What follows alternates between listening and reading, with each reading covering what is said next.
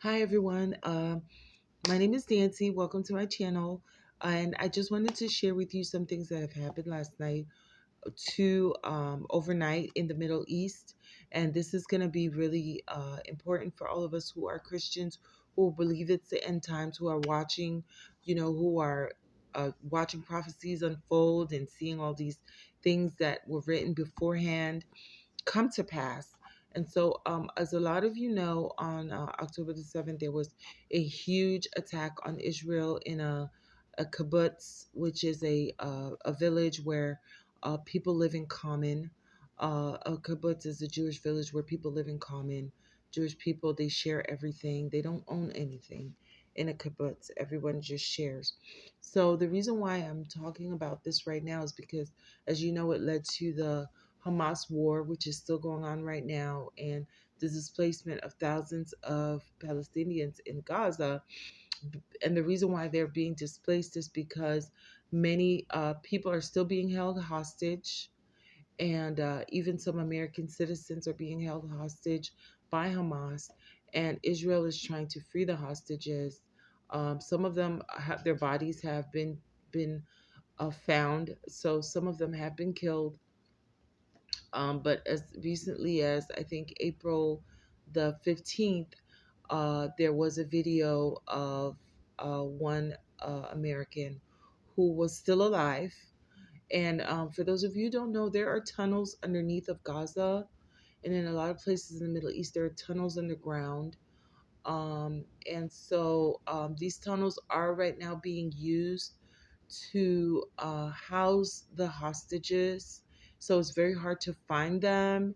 And, these are not soldiers, these are civilians, people who were sleeping, who, were kidnapped at gunpoint. And those who were not kidnapped, about 1,000 people were killed. But people were slashed, throats were slashed. Even they had a couple of pregnant mothers um, who their bellies were slashed open and the babies were pulled out and beheaded. So, as you can imagine, these are very horrific crimes. And we're going to have more on that on another live, another video, because the question is, where is this hatred coming from? If I can sneak into your home at night and kidnap your pregnant wife, rape her, then pull the baby out of her stomach and then behead the actual unborn child. What does that say about the hatred? So we're going to have another video about that. What is this ancient hatred? Where does it come from and why? You know, is this just a fight over land, or is it a fight over much more than that? So we're going to get back to that. But um, developing overnight, the body of Iranian's president was found. His helicopter did crash yesterday afternoon. It was very foggy weather, and they were flying through the mountains of Iran when the pilot lost control of the plane. At first, they were calling it a hard landing, but it turns out it was an actual crash. And there were two survivors who radioed in, and it is not known if those two survivors were able to make it to the hospital. And so this is just something that I personally believe in, that, the blessing of the Lord evades those who curse Israel. And this is just another sign that, you go in and you attack innocent civilians in their homes. And this has always happened throughout history.